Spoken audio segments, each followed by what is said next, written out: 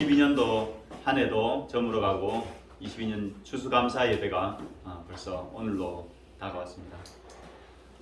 계속해서 양질의 영양가 있는 맛있는 밥을 드시다가 가끔은 짜장면도 먹어야 맛있다고 했던 것 같은데 지난번 먹은 짜장면 기억나세요? 네. 네, 기억 잘 안 나시죠, 그죠? 저도 제가 전한 말씀이 잘 기억 안 나는데 무슨 말씀을 전했을까 생각해 보니까 수고하고 무거운 짐진 자들아 다 내게 오라 말씀을 전했었습니다. 그래서 미션 영화 보면서 이야기를 나눴던 생각이 납니다. 오늘도 별식 짜장면이 여러분한테 깊은 감동으로 전해지기를 기도합니다. 제가 잠깐 기도하고 시작하겠습니다. 살아계신 하나님 아버지, 힘겨웠던 한 해도 마무리되어 가고 있습니다. 올 한 해를 돌아보면서 또 추수감사 말씀을 준비하면서 제 심령이 베델에서 잠 못 들고 뒤척이는 야곱과 같은 것을 보게 되었습니다. 그러나 그런 제 삶에 하나님이 함께하고 계심을 깨닫게 됩니다. 이 하나님을 깨닫지 못하고 한 해 동안 하나님을 슬프시게 했던 것을 용서하여 주시옵소서. 현재 제 삶에 과연 살아계셔서 역사하시는 주님을 만나고 승리하는 인생이 될 수 있도록 축복하여 주시옵소서. 감사합니다. 살아계신 예수님의 이름으로 기도드렸습니다. 아멘. 여러분 그 짜장면 말씀 잘 기억 안 나는 것처럼 지난주 말씀도 기억이 잘 안 나시죠? 지난주 말씀 뭐였나요? 시편. 누가 방금 얘기했죠? 역시 말씀을 잘 기록까지 하는 우리 민국이 대한이야. 둘이 너무 비싸게 생겼어요. 대한이가 정확하게 기록하고 있네요. 시편 136편 말씀이었습니다. 선하시고 인자하신 여호와께 감사하라. 하나님께 대한 감사는 첫 번째 그분의 존재 자체만으로, 두 번째 그 품으시는 사랑으로, 그 세 번째는 뭐였죠? 십자가에 내어주시는 십자가의 사랑으로 감사하라고 했습니다. 오늘 말씀의 주인공 야곱은 자기의 인생의 여정에서 선하시고 인자하신 하나님과의 첫 만남의 감격을 노래하고 있습니다. 오늘 말씀을 통해서 우리가 관념적으로만 알고 있던 하나님이 실제로 나의 하나님인 것을 발견하고 야곱처럼 두렵고 놀라운 고백을 드릴 수 있기를 기도합니다. 10절을 보십시오. 야곱이 브엘세바에서 떠나 하란으로 가더니, 야곱과 이삭 또 아브라함이 브엘세바에 정착해서 살았습니다. 우리나라 지도로 생각하면 한 목포 정도 되는 것 같아요. 완전 이스라엘 남단 목포 정도에 살고 있다가 하란을 향해서 가고 있어요. 하란은 쉽게 생각하면 평양 정도 되는 것 같아요. 평양보다 더 먼 북쪽 지방으로 목포에서 올라가고 있는데 베델에 이르렀죠, 그죠? 베델은 목포에서 올라오다가 한 군산 정도 올라온 느낌인 것 같습니다. 아무리 먼 길이라고 하더라도 여행이라면 콧노래를 부르면서 설레는 마음으로 갈 수가 있겠죠. 그러나 야곱의 사정이 어떠합니까? 아시는 바와 같이 야곱은 형 에서를 속이고 도망가는 도망자의 신세였습니다. 여정에 필요한 것도 함께할 사람도 없이 맨몸으로 막막한 길을 가야만 했습니다. 어느새 해가 저물어서 유숙하려고 보니 건질 것은 돌 하나밖에 없었습니다. 드넓은 광야에 홀로 누운 야곱은 드르렁 코를 골면서 바로 잠에 골아떨어졌습니다. 맞나요? 좀 이상하죠, 그죠? 광야에 홀로 누운 야곱은 쉽게 잠들지 못했을 것입니다. 일단 추웠겠죠. 광야에서 덮을 것도 만만치 않고 추웠을 것입니다. 주위를 둘러보니까 적막한 어둠뿐이었습니다. 들짐승이나 도적대가 나타나지 않을까 두려웠습니다. 고향의 따뜻한 집, 어머니와 아버지의 손길이 그리웠습니다. 한편으로는 형을 속이도록 부추긴 어머니가 원망스러웠습니다. 형 예서가 뒤쫓아오지 않을까 두렵기도 하고 형에 대한 미안함으로 잠을 들 수가 없었습니다. 무엇보다 이러한 상황을 야기한 자신의 어리석은 행동에 너무 후회가 되었습니다. 이 바보야, 왜 그랬냐, 바보야. 에이, 죽어라 이 바보야. 왜 그랬어, 병신같이. 자책하는 마음이 아마 가장 힘든 마음이지 않았을까 라는 생각이 듭니다. 또 자신의 앞날이 어떻게 될지 막막하였습니다. 하란까지 무사하게 갈 수는 있을지, 외삼촌이 어떤 분일지, 나를 반겨나 주실지, 이런저런 생각에 야곱은 뒤척뒤척하다가 잠을 못 이뤘습니다. 그러나 피곤했는지 어느새 야곱은 잠에 들어 꿈을 꾸게 되었습니다. 이 파트 꿈에서 하나님을 만난 야곱입니다. 12절에서 17절까지입니다. 부전자전이라고 하죠, 그죠? 우리가 꿈꾸는 요셉을 많이 알고 있죠. 요셉이 꿈꾸기 전에 아버지인 야곱이 꿈을 먼저 꾸었습니다. 12절에서 15절까지를 한번 다 같이 읽어보겠습니다. 12절에서 15절. 12절에서 15절까지 시작. 꿈에 본즉 사닥다리가 땅 위에 서 있는데 그 꼭대기가 하늘에 닿았고, 또 본즉 하나님의 사자들이 그 위에 오락내리락하고, 또 본즉 여호와께서 그 위에 서서 이르시되 나는 여호와니 너의 조부 아브라함의 하나님이요 이삭의 하나님이라. 내가 누워 있는 땅을 내가 너와 내 자손에게 주리니 내 자손이 땅의 티끌같이 되어 내가 서쪽과 동쪽과 남쪽으로 퍼져나갈지며 땅의 모든 족속이 너와 내 자손으로 말미암아 복을 받으리라. 내가 너와 함께 있어 내가 어디로 가든지 너를 지키며 너를 이끌어 이 땅으로 돌아오게 할지라. 내가 내게 허락한 것을 다 이루기까지 너를 떠나지 아니하리라 하시니라. 야곱이 꿈에서 보니까 사닥다리가 땅 위에 서 있는데 그 꼭대기가 하늘에 닿아 있었습니다. 또 하나님의 사자들이 사다리를 통해서 오르락내리락 하고 있었습니다. 또 보니까 하나님이 그 위에 서 계셨습니다. 그리고 하나님께서 야곱을 보고 이야기하셨습니다. 제가 지금 경태 집사님을 보고 이야기하듯이 야곱을 보고 하나님이 이야기를 하셨습니다. 하나님이 야곱에게 하신 말씀은 세 가지 축복의 말씀으로 볼 수 있습니다. 첫 번째는 야곱이 누워있는 이 땅을 주겠다. 두 번째, 자손을 땅에 티끌같이 하고 그 자손으로 천하 만민이 복을 얻게 하겠다. 세 번째, 어디로 가든지 함께 하시고 이 땅으로 다시 돌아오게 하겠다. 그리고 이 약속을 다 이루기까지 야곱을 떠나지 않겠다. 이제 16절, 17절을 다 같이 읽어보겠습니다. 시작.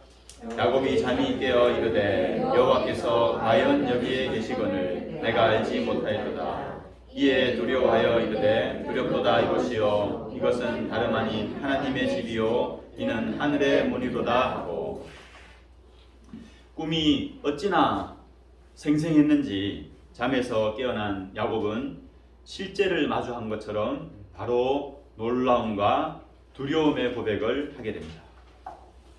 하나님이 과연 여기에 계시거늘 내가 알지 못하였도다. 저는 야곱의 고백을 묵상하면서 두 가지 단어에 집중하였습니다. 첫 번째는 과연입니다. 과연. 과연. 하나님이 과연 여기에 계시거늘. 과연이란 말은 어느 때 사용합니까? 과연. 김하연. 과연 어떤 때 사용하죠? 당연한 때. 예. 확신할 때. 예. 그래서 제가 그 네이버 사전을 찾아봤어요. 사전을 찾아보니까 과연의 뜻, 아닌 게 아니라 정말로. 두 번째 뜻은 주로 생각과 실제가 같음을 확인했을 때. 과연이라고 쓰죠, 그죠? 예를 들어보면 작품을 보니까 소문에 듣던 대로 이 사람은 과연 훌륭한 작가구나. 뭐 이런 겁니다. 저는 하연이와 하린이가 어릴 때에 자기들은 기억하는지 모르겠지만 옛날 이야기를 많이 해줬습니다. 특히 할아버지와 할머니 이야기, 그리고 제가 어렸을 때의 이야기를 들려주었습니다. 제 옆에서 옛날 이야기를 듣다가 잠든 아이들을 바라보며 행복해했던 기억이 새롭습니다.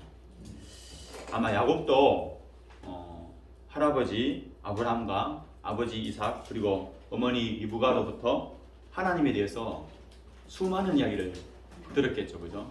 네. 할아버지로부터는 갈대아 우르에 대해서도 들었을 겁니다. 갈대아 우르, 그리고 열국의 아비로 부르셨던 이야기, 롯 아저씨하고 소돔과 고모라 이야기, 그리고 99세의 아버지 이삭을 낳은 이야기, 모리아산에서 아버지를 제물로 바쳤던 이야기, 어머니로부터는 할아버지의 종이 하란으로 찾아왔을 때의 이야기, 또 아버지와의 혼인에 대해서 온 가족이 이 일이 여호와께로 말미암았으니 우리가 가부를 말할 수 없노라 환영하고 찬성했던 이야기, 또 쌍둥이를 잉태하고 큰 자가 어린 자를 섬기리라 말씀하신 하나님에 대해서 이야기를 들었을 것입니다. 제가 야곱의 입장에 생각해 보니까 정말 일일이 열거도 하기 힘들 만큼 하나님에 대해서 수많은 이야기를 들었을 것이라는 생각이 들었습니다. 그런데 무엇보다도 야곱이 과연 하나님이 계시구나 라고 고백한 데에는 하란으로 길을 떠나기 전에 아버지 이삭이 해준 말 때문이었습니다. 창세기 28장 3절과 4절을 한번 읽어보겠습니다. 28장 3절과 4절 시작. 전능하신 하나님이 내게 복을 주시어 내가 성육하고 번성하게 하여 내가 여러 족속을 이루게 하시고 아브라함에게 허락하신 복을 내게 주시되 너와 함께 내 자손에게도 주사 하나님이 아브라함에게 주신 땅 곧 내가 거류하는 땅을 내가 차지하게 하시기를 원하노라. 이삭의 축복의 말씀이 놀랍지 않습니까? 왜 놀랍죠? 우리 대한이 이삭의 말이 왜 놀랍지?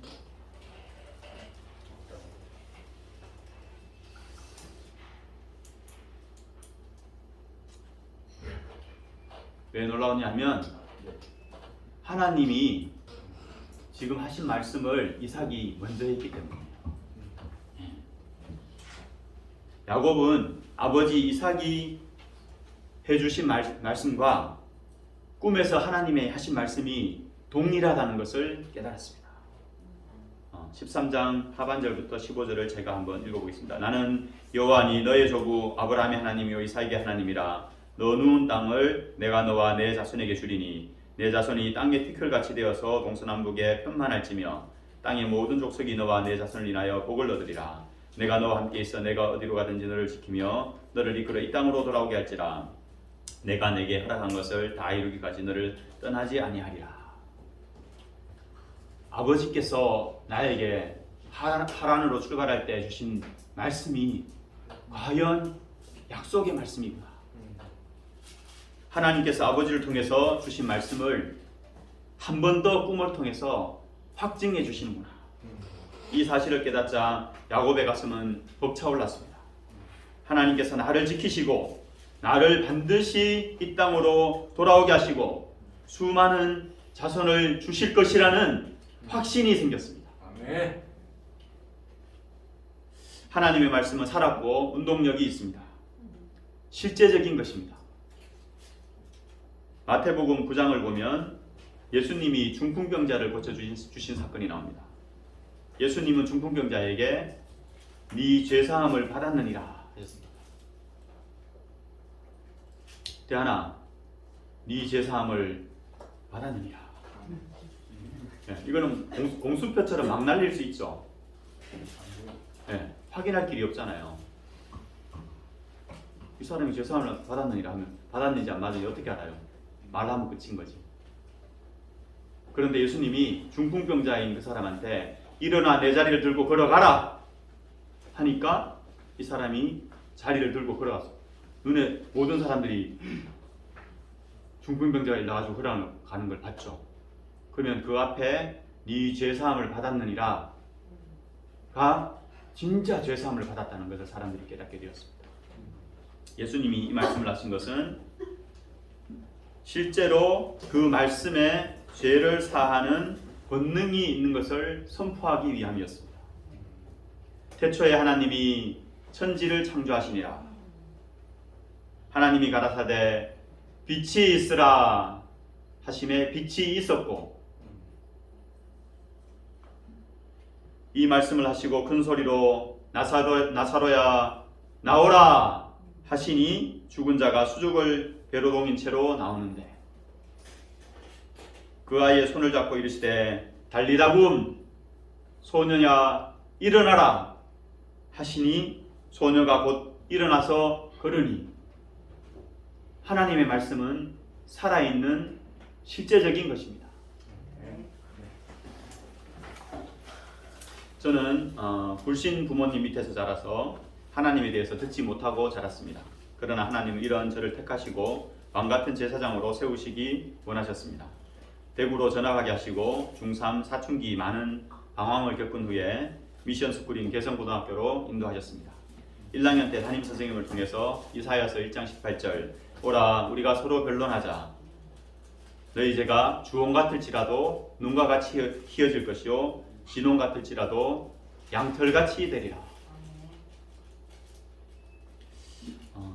경북대학교로 인도해 주시고 유비혁 목자님과의 말씀 공부를 통해서 요한복음 4장 영생하도록 솟아나는 샘물이 되리라 말씀으로 하나님에 대한 갈망을 주셨습니다.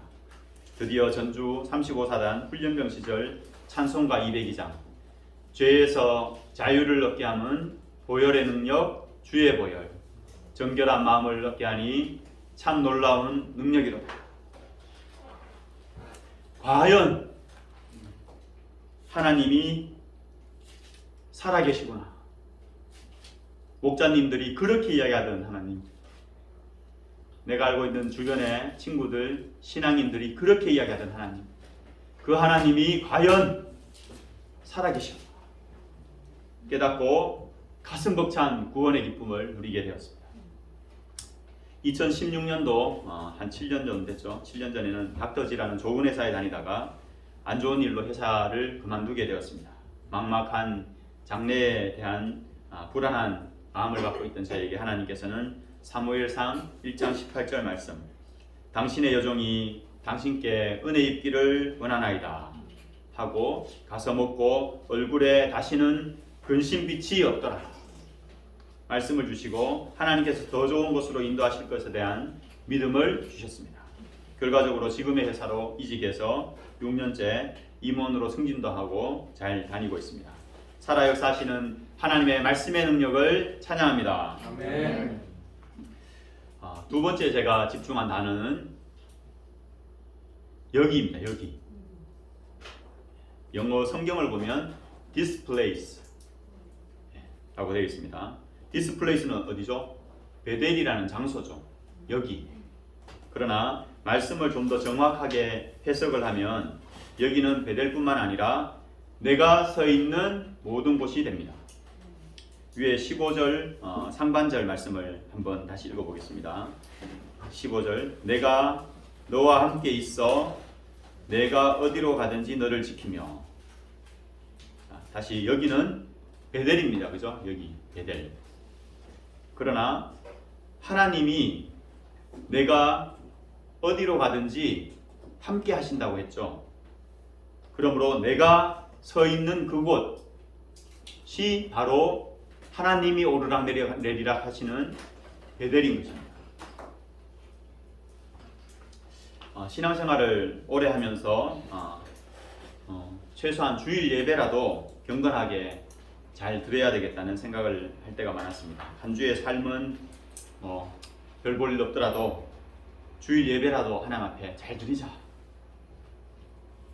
그러나 이런 저의 신앙 생활에는 아무런 힘과 능력이 나타나지 않았습니다. 오히려 한 주 버티기에도 힘겨운 신앙인의 삶을 살 뿐이었습니다. 손흥민 선수가 평소에는 아무거나 먹고 술 먹고 밤새고 막 살다가 경기 당일날 멋지게 두 골을 성공시켰습니다. 이상하죠? 예. 어느 목사님이 설교 시간에 우리는 주일 예배를 잘 드리는 신앙생활을 해서는 안 된다. 대신에 평소에 생활신앙인이 되어야 된다. 손흥민의 멋진 골은 평소에 선수로서의 준비된 삶을 늘 살고 있기 때문입니다. 우리의 신앙은, 우리의 예배는 현재 우리가 있는 바로 그곳에서 이루어져야 합니다. 직장인은 직장에 앉아있는 그 자리에서, 사업을 하는 사람은 사업장 그 자리에서, 공부하는 학생은 앉아있는 독서실 책상에서, 목회자는 목회 현장에서, 주부는 가정생활에서 우리는 하나님을 예배하는 삶을 살아야 하는 것입니다. 그럴 때 하나님께서 역사하시고 하고 있는 삶의 현장을 축복하실 것입니다. 창세기 39장 1절에서 5절, 좀 길지만 같이 읽어보겠습니다. 창세기 39장 1절에서 5절입니다.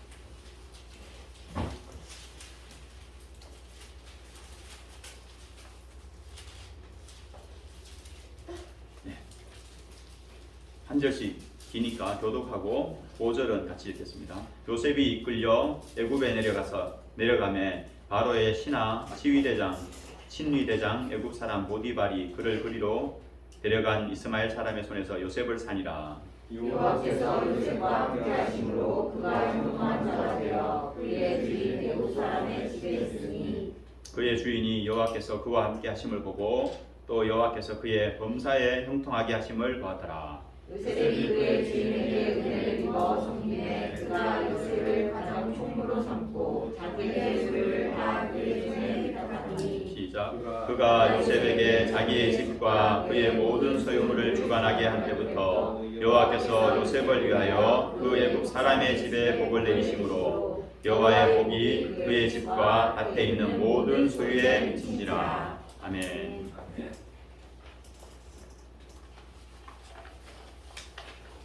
요셉은 노예로 살았죠, 그죠?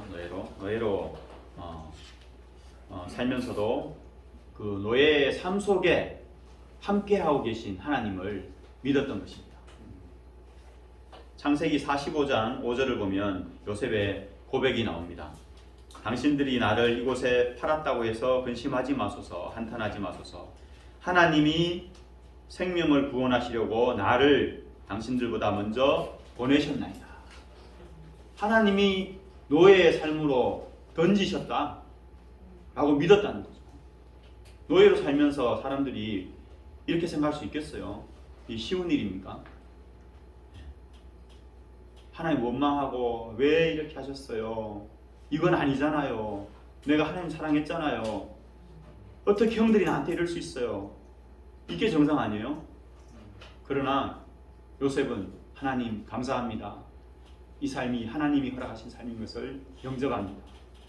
제가 하나님의 믿음으로 최선을 다해서 이 노예의 삶을 감당하겠습니다. 날마다 그렇게 고백하지 않았을까요? 예, 요셉은 노예로 살고 있는 여기가 바로 베델이다 고백하고 산 것입니다. 여러분 지금 어디에 어떤 산 가운데 놓여서 살고 계십니까? 베델에서 돌베개를 대고 잠을 청하는 야곱과 같은 심정으로 살고 계십니까? 원망스러운 일로 가득한 가운데 살고 계십니까? 하나님이 계신지 안 계신지 모르겠고 하나님하고 너무 멀어져 있는 삶을 살고 계십니까? 저는 올 한 해 그 어느 해보다 많은 스트레스를 받았습니다. 연초부터 온몸에 생긴 가려움증으로 아직도 온몸에 가려움증이 남아 있습니다. 회사에서는 매번 넘어야 할 과제들이 생기고 근본적으로 언제 잘릴지 모른다는 스트레스가 있었습니다. 적은 급여가 아님에도 매달 월급날이 되고 나면 열흘이 지나면 통장 잔고가 비어있는 현실에 저가 힘이 났습니다. 매일 기사로 뜨는 안 좋은 경기와 세계 정세와 앞날에 대한 막막함과 불안함이 저를 짓눌렀습니다. 이런 불안과 스트레스를 말씀과 기도를 붙들고 하나님께 나아가려고 하기보다는 육신의 안목과 정욕, 나태함으로 해소하였습니다. 그럴수록 제 마음에 믿음이 생기기보다는 마음 한켠에서 늘 쫓기고 불안한 마음이 있었습니다. 이런 저에게 하나님이 말씀하십니다. 네가 지금 처한 그 곳에 내가 함께하고 있다. 네가 앉아있는 강남 511타워 14층 네 자리에 내가 함께하고 있다. 네가 거래처에 갈 때 내가 함께 가고 네가 힘겨워 신음할 때 그 자리에 내가 같이 있다. 내가 내게 허락한 것을 다 이루기까지 너를 떠나지 않겠다. 하나님은 여러분이 어디에 있든 무엇을 하든 그곳에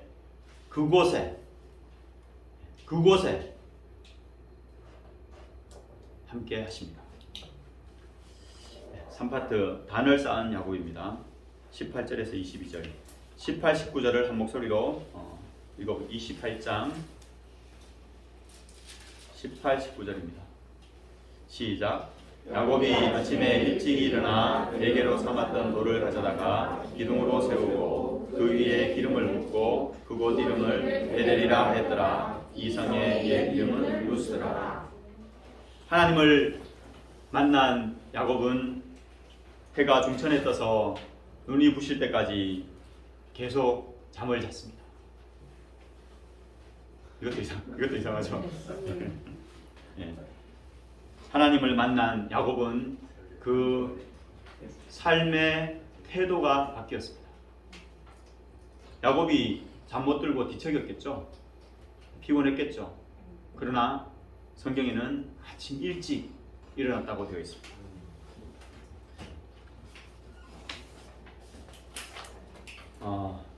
두려움과 막막함의 상징이었던 돌베개가 이제는 하나님을 경배하는 예배의 도구가 되었습니다. 들짐승과 도적대와 에서에 대한 두려움은 하나님에 대한 경외심으로 바뀌었습니다. 불안하고 막막했던 자신의 삶은 하나님이 주실 축복에 대한 기대와 설렘으로 바뀌었습니다. 내 손을 주께 높이 듭니다. 내 찬양 받으실 주님, 내 마음을 주께 활짝 엽니다. 내 찬양 받으실 주님, 슬픔 대신 희락을 죄 대신 화관을 근심 대신 찬송을 찬송의 옷을 주셨네. 야곱한테서 찬양이 터져 나왔습니다. 훈련병 시절에 하나님을 만나고 저는 가슴 벅찬 기쁨으로 주어진 시간을 한시도 헛되게 보내지 않았습니다. 제 삶의 순간순간을 하나님께 드리는 예배로 만들고 싶었습니다. 훈련소 시절 모두 힘들고 짜증내고 불평할 때 저는 누구보다도 성실하게 훈련에 임했고 불평하지 않고 감사함으로 솔선수범했습니다. 이를 계기로 사단장님 공감병으로 선발되었고 제대하는 날 사단장님으로부터 네가 군생활 한 것처럼 사회에서 나가서 살면 너는 분명히 성공할 거다 하며 격려와 함께 금일봉을 받았습니다. 제대 후에도 사도선서, 목자선서를 하며 신앙생활뿐만 아니라 최선을 다해서 공부했고 복학 후 5학기 연속으로 A학점을 받았습니다. 군생활의 2년, 복학 후의 2년의 삶은 정말 제 삶에서 한순간도 버릴 것이 없는 알곡과 같은 인생이었습니다. 결혼을 하고 아이들을 낳고 나이가 들고 힘든 직장도 안정되어 가면서 어느덧 제 삶과 신앙은 조금씩 무딘 칼처럼 되어갔습니다. 6시 반에 알람을 맞춰놓지만 7시가 넘도록 코를 골며 자고 있는 자신의 나태한 모습을 자주 보게 되었습니다. 회사에서도 대충 시간을 때우고 밖으로 사람들 만나러 돌아다니고 헛되게 시간을 보내기가 일쑤였습니다. 하나님은 구원의 하나님, 죽으면 천국으로 인도하실 하나님, 그냥 관념적인 하나님일 뿐이었습니다. 저는 세상 사람들과 똑같이 살고 있을 뿐이었습니다. 말 그대로 썬데이 크리스찬이었습니다. 과연 여기에 하나님이 계시구나 깨닫고 두려워하지 못하고 그냥 살고 있었습니다. 말씀을 준비하면서 22년도 어느 해보다 힘겹고 불안했던 시간들 속에서 하나님이 계셨음을 뒤늦게 깨닫게 되었습니다. 이 하나님을 깨닫고 나니 저절로 야고보와 같은 고백이 나왔습니다. 두렵도다 이곳이여, 이곳은 하나님의 전이요 하늘의 문이로다.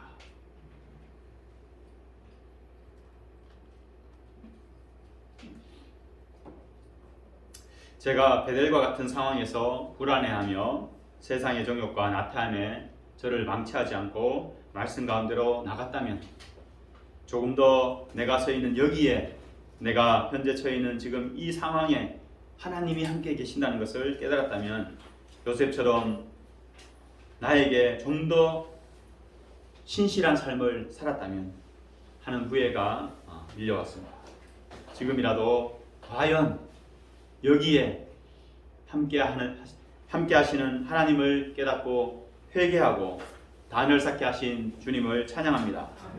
2023년 한 해에 이 말씀을 요절로 삼고 매일 매 순간 단을 쌓는 저와 여러분이 되시기를 예수님의 이름으로 축원합니다. 기도하겠습니다. 하나님 아버지, 야곱이 얼마나 막막했겠습니까? 얼마나 불안하고 두려웠겠습니까? 그러나 하나님이 그와 함께 계시고 그에게 허락한 것을 다 이루기까지는 그를 떠나지 않겠다. 말씀을 통하여서 야곱이 자기 삶에 대한 확신과 기대로 가득 차게 하신 것을 감사합니다. 저희가 저희 삶에 과연 함께 하시는 하나님을 만나고 날마다 두렵도다 이곳이요 고백하며 신실하게 예배의 단을 쌓아가는 그러한 삶을 살 수 있도록 축복하여 주시옵소서. 감사합니다. 예수님의 이름으로 기도드렸습니다. 아멘.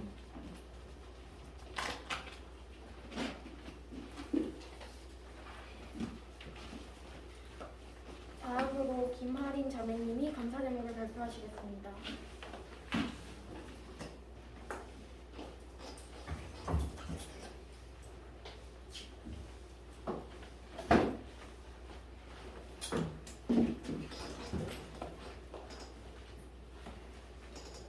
안녕하세요. 안녕하세요. 저는 김하린이고요. 올해 19살이어서 고3이었는데 많이 기도해 주셔서 감사합니다. 제가 1년 동안 감사 제목을 생각해 봤는데 그 1년 동안 매일매일 똑같은 일상이어서 뭐가 있나 이렇게 약간 생각을 많이 했는데, 그래도 돌아보니까 감사한 분도 많고 감사한 것들이 있더라고요. 먼저 학교에 다니면서 학교에 대해서 되게 부정적인 생각이 많았어요. 우리 학교는 왜 이럴까? 이러면서 정말 별로다 이런 생각이 많았었는데, 그럴 때마다 친구들이 옆에서 많이 도와주고 친구들이 힘내라고 해주고 친구들이 같이 막 욕해주고 이런 게 고마웠고, 그런 친구들이랑 안 싸우고 좋은 친구들을 만날 수 있어서 감사했고, 그리고 또 3학년 되어서 새로운 반에 가면서 더 좋은 친구들 많이 만나서 감사했습니다. 그리고 두 번째로는 또 학교에서 선생님들 때문에 상처를 받을 때도 많았고 그냥 그런 것들이 많았었는데, 그런 중에서도 어떤 선생님들께서는 저를 잘 챙겨주시고 막 엄청 더 가르쳐 주시려고 하시고 뭐 따로 불러서 수능 이렇게 뭐 공부해라 하시면서 알려주셔서 그런 선생님들도 계셔서 감사했고 그리고 가족들이 항상 제가 먹고 싶은 거 다 사주시고 그리고 항상 옆에서 기도해 주시고 아빠가 맨날 아침에 태워주시고 그래서 감사했습니다. 그리고 또 제가 공부를 하면서 되게 불안한 게 많았거든요. 저는 수시도 챙기고 저 수능도 잘 봐야 되고 그러니까 수능을 볼 때 시간이 부족하다는 생각이 정말 많았어요. 그래서 이렇게 해서 될까? 내가 이 시간 공부한다고 할 수 있을까? 이런 생각이 많이 들었었는데 그럴 때마다 말씀을 생각하고 하나님께서 함께 해주신다 이렇게 생각해 주시면서 공부를 하다 보니까 정말 제가 딱 공부한 만큼 제가 막 직전에 봤던 작품들도 다 나와주고 그리고 직전에 봤던 비문학도 그대로 나오고 그래서 그리고 수학도 원래 자신이 없었는데 제가 풀 수 있는 게 많이 나와서 감사했고 그렇게 하나님께서 저와 함께 해주셔서 감사했고 또 공부를 덜한 과목은 또 못 봤기 때문에 제가 겸손할 수 있어서 그래서 감사했고 또 한 해 돌아보면서 그래도 뭔가 제가 열심히 했다고 생각했는데 다시 수능 끝나고 다 생각해 보니까 뭔가 별로 한 게 없나? 나 한 게 없나? 이렇게 생각을 했었는데 그래도 그렇게 다 미화돼서 괜찮게 돼서 감사하고 그리고 이제 또 다시 뭔가를 도전하게 되면 잘할 수 있는 자신감과 긍정적인 마음을 주셔서 감사하고 그리고 한 게 있었는데 그리고 수능 끝나고 맛있는 걸 많이 먹었고 쉬어서 감사합니다. 많이 잘 수 있어서 좋았어요. 감사합니다.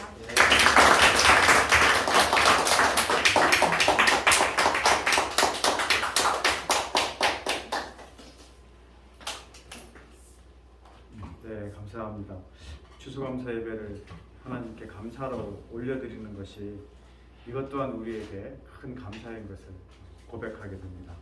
이 시간 하나님께 감사의 고백으로 우리 준비하신 헌금 봉헌하도록 하겠습니다.